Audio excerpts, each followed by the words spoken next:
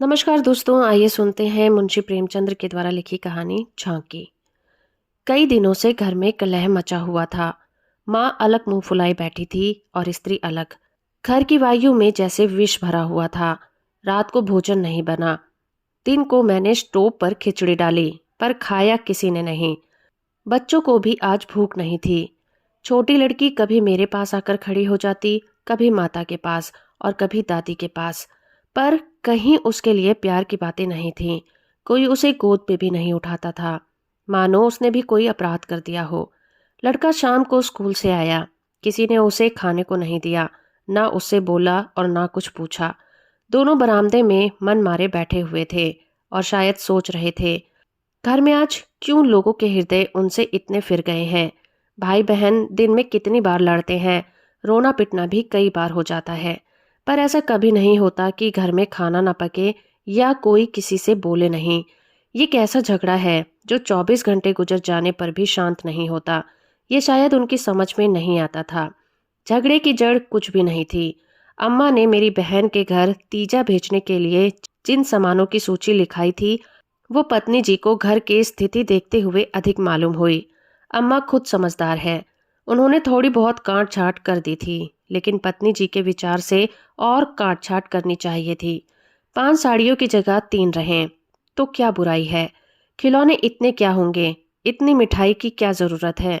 उनका कहना था, जब रोजगार में कुछ मिलता ही नहीं, दैनिक कार्यों में खींचतान करनी पड़ती है, दूध घी के बजट में तकलीफ हो गई है, तो फिर तीजे में क्यों इतनी उदारता की जाए। पहले घर में दिया जलाकर तब मस्जिद में जलाया जाता है। यह नहीं कि मस्जिद में तो दिया जला दिया और घर अंधेर पड़ा है। इसी बात पर सास बहू में तकरार हो गई। फिर शाखें फूट निकली। बात कहाँ से कहाँ जा पहुंची। गड़े मुर्दे भी उखाड़े गए। अनियोक्ति की बारी आई। व्यंग्य का दौर शुरू हुआ। मैं बड़े संकट में था। अगर माँ की तरफ से कुछ कहता हूँ तो पत्नी जी रोना धोना शुरू करती हैं, अपने नसीबों को कोसने लगती हैं। पत्नी किसी कहता हूँ तो जिन मुरीद की उपाधि मिलती है। इसीलिए बारी बारी से दोनों पक्ष का समर्थन करता जाता था, पर स्वार्थवश मेरी सहानुभूति पत्नी के साथ ही थी। खुलकर अम्मा से कुछ कह नहीं सकता था, पर दिल में समझ रहा था कि जाति इन्हीं की है। दुकान का ये हाल है कि कभी कभी बोहनी भी नहीं होती। असामियों से टल्ला वसूल नहीं होता, तो इन पुरानी लकीरों को पीटकर क्यों अपनी जान संकट में डाली जाए। बार बार इस गृहस्थी के जंजाल पर तबीयत झुंझुलाती थी। घर में 3 तो प्राणी हैं और उनमें भी प्रेम भाव नहीं है। ऐसी गृहस्थी में तो आग लगा देनी चाहिए। कभी कभी ऐसी सनक सवार हो जाती थी कि सबको छोड़ छाड़ कर कहीं भाग जाऊं। जब अपने सिर पड़ेगा तब अपने होश आएंगे, तब मालूम होगा कि गृहस्थी कैसे चलती है। क्या जानता था कि ये विपत्ति झेलनी पड़ेगी। नहीं, विवाह का नाम ही न लेता। तरह तरह के कुत्सित भाव मन में आ रहे थे। कोई बात नहीं, अम्मा मुझे परेशान करना चाहती है। बहू उनके पाँव नहीं दबाती, उनके सिर में तेल नहीं डालती, तो इसमें मेरा क्या दोष है। मैंने उसे मना तो नहीं कर दिया है। मुझे तो सच्चा आनंद होगा यदि सास बहू में इतना प्रेम हो जाए, लेकिन ये मेरे वश की बात नहीं कि दोनों में प्रेम डाल दूं। अगर अम्मा ने अपनी सास की साड़ी धोई है, उसके पाँव दबाए हैं, उनकी घुड़कियां खाई हैं, तो आज वह पुराना हिसाब बहू से क्यों चुकाना चाहती हैं। उन्हें क्यों नहीं दिखाई देता कि समय बदल गया है। बहुएं अब भयवश सास की गुलामी नहीं करती। प्रेम से चाहे उनके सिर में बाल नोच लो, लेकिन जो रोब दिखाकर उन पर शासन करना चाहो तो वो दिन लद गए हैं। सारे शहर में जन्माष्टमी का उत्सव हो रहा था। मेरे घर में संग्राम छिड़ा हुआ था। संध्या हो गई थी, पर घर अंधेर पड़ा था। मनहूसियत छाई हुई थी। मुझे अपनी पत्नी पर क्रोध आया। लड़ती हो लड़ो, लेकिन घर में अंधेरा क्यों कर रखा है। जाकर कहा, क्या आज घर में चिराग नहीं जलेगा। पत्नी ने मुंह फुलाकर कहा, जला क्यों नहीं लेते, तुम्हारे हाथ नहीं है। मेरी देह में आग लग गई। बोला, तो क्या जब तुम्हारे चरण नहीं आए थे तब घर में चिराग नहीं जलते थे। अम्मा ने आग को हवा दे दी। नहीं, तब तो हम सब अंधेरे में ही पड़े रहते थे। पत्नी जी को अम्मा की इस टिप्पणी ने जामे के बाहर कर दिया। बोली, जलाते होंगे मिट्टी की कुप्पी, लालटेन तो मैंने नहीं देखी। मुझे इस घर में आए 10 साल हो गए। मैंने डांटा, आप चुप रहो, बहुत बढ़ो नहीं। ओहो, तुम तो ऐसा डांट रहे हो जैसे मुझे मोल लाए हो। मैं कहता हूँ चुप रहो। क्यों चुप रहूं? अगर एक कहोगे तो 2 सुनोगे। इसी का नाम पतिव्रत है। जैसा मुंह होता है वैसे ही बीड़े मिलते हैं। मैं परास्त होकर बाहर चला गया और अंधेरी कोठरी में जा बैठा। उस मनहूस घड़ी को कोसने लगा जब इस कुलच्छनी से मेरा विवाह हुआ था। इस अंधकार में भी 10 साल का जीवन सिनेमा चित्रों की भांति मेरे नेत्रों के सामने दौड़ गया। उनमें कहीं प्रकाश की झलक नहीं थी, कहीं स्नेह की मृदुला नहीं थी। सहसा मेरे मित्र पंडित जयदेव जी ने द्वार पर पुकारा, अरे आज घर में अंधेरा क्यों कर रखा है जी? कुछ सूझता ही नहीं है, कहाँ हो? मैंने कोई जवाब नहीं दिया। सोचा यह आज कहाँ से आकर सिर पर सवार हो गए। जयदेव ने फिर पुकारा, अरे कहाँ हो भाई, बोलते क्यों नहीं? कोई घर में है या नहीं? कहीं से कोई जवाब न मिला। जयदेव ने द्वार को इतनी जोर से झकोड़ा कि मुझे भय हुआ कहीं दरवाजा चौखट बाजू समेत गिर न पड़े। फिर भी मैं बोला नहीं। उनका आना खल रहा था।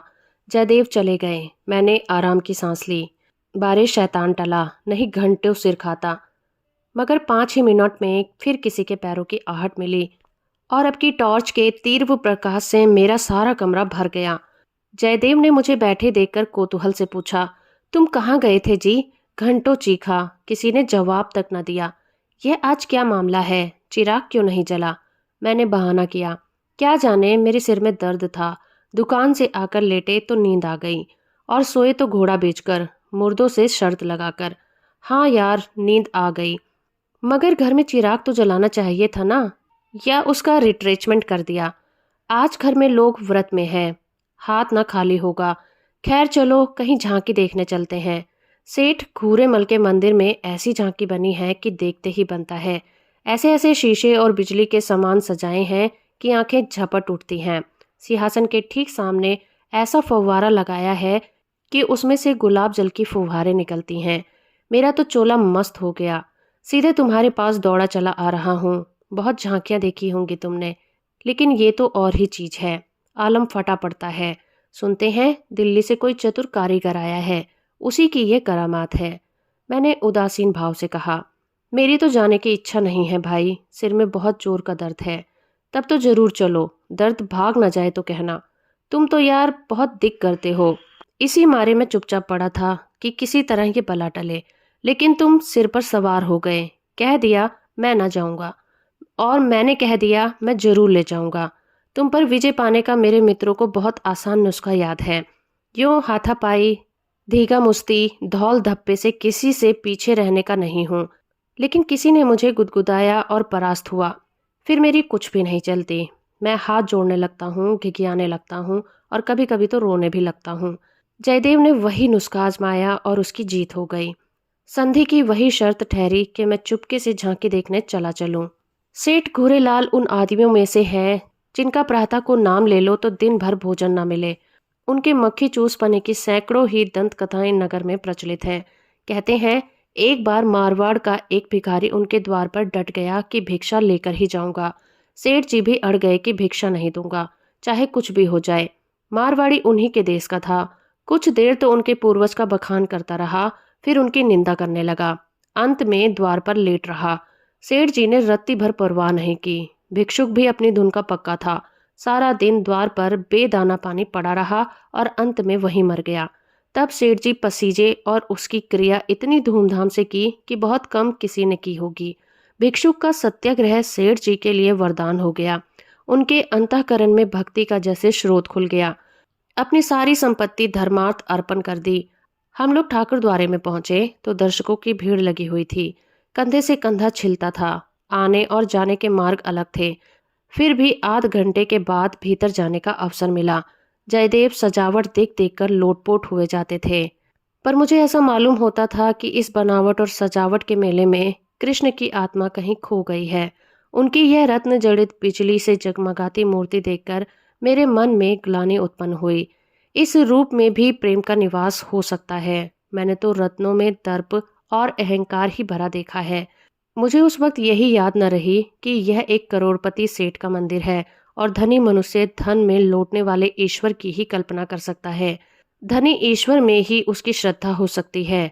जिसके पास धन नहीं वह उसकी दया का पात्र हो सकता है, श्रद्धा का कदापि नहीं। मंदिर में जयदेव को सभी जानते हैं। उन्हें तो सभी जगह सभी जानते हैं। मंदिर के आंगन में संगीत मंडली बैठी हुई थी। केलकर जी अपने गंधर्व विद्यालय के शिष्यों के साथ तंबूरा लिए बैठे हुए थे। पखावज, सिदार, सरोद, वीणा और जाने कौन कौन से बाजे, उनके नाम भी मैं नहीं जानता, उनके शिष्यों के पास थे।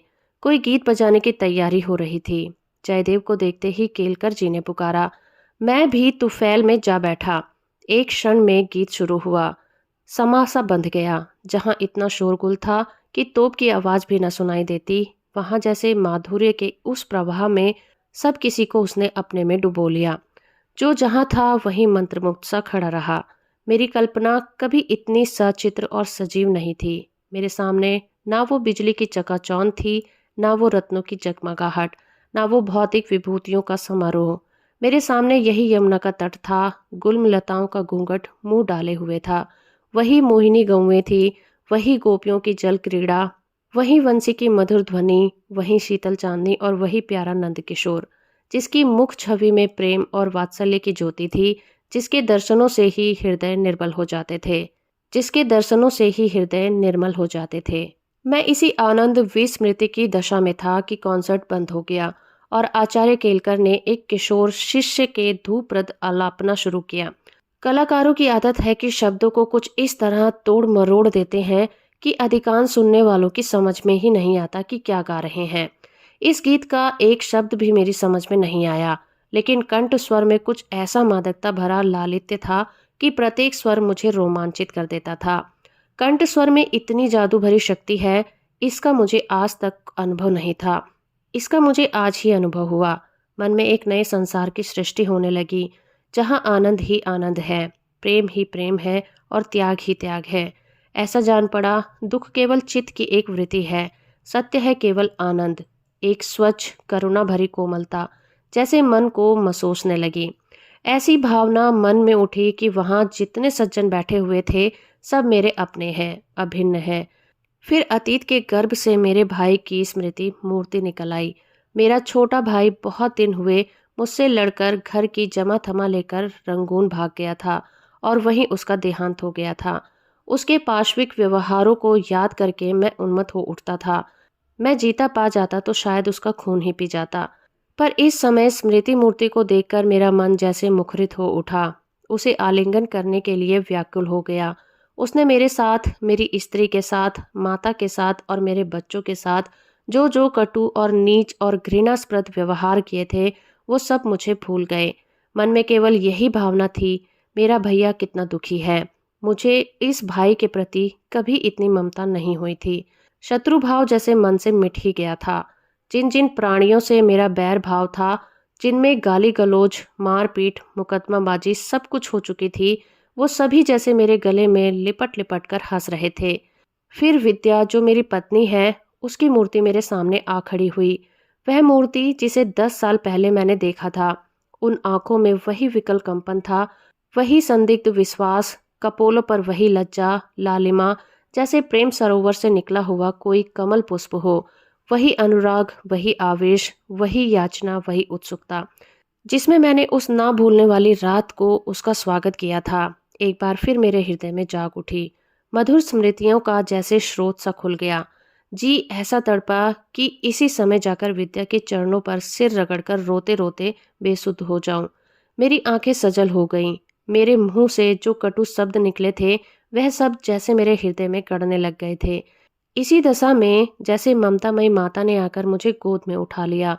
बालकपन में जिस वात्सल्य का आनंद उठाने की मुझे शक्ति न थी, वह आनंद आज मैंने उठाया। गाना बंद हो गया। सब लोग उठ उठ कर जाने लगे और मैं कल्पना के सागर में डूबा ही रहा। सहसा जयदेव ने पुकारा, चलते हो या बैठे ही रहोगे? तो दोस्तों, अभी आप सुन रहे थे मुंशी प्रेमचंद्र के द्वारा लिखी कहानी झांकी।